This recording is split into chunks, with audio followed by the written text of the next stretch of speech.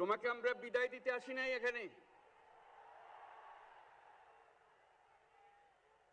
তুমি আমাদের বুকের ভেতরে আছো এবং চিরদিন বাংলাদেশ যতদিন আছে তুমি সকল বাংলাদেশির বুকের মধ্যে থাকবে। আমাদের সব কাজে সেটা আমরা প্রমাণ করব। আমরা দুনিয়ার সামনে মাথা উঁচু করে চলব, কারো কাছে মাথা নত করব না। সেই মন্ত্র তুমি আমাদেরকে দিয়ে গেছো, আমরা সেটা পূরণ করে যাব। লক্ষ লক্ষ লোক আজকে এখানে হাজির হয়েছে, পথে ঢেউয়ের মতো লোক আসছে।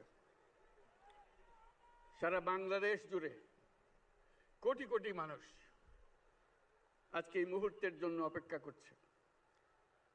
তারা তাকিয়ে আছে হাদির কথা শোনার জন্য। আজকে বিদেশে যারা আছে বাংলাদেশি, এই মুহূর্তে তারাও হাদির কথা জানতে চায়। প্রিয় ওসমান হাদি, তোমাকে আমরা বিদায় দিতে আসি নাই এখানে।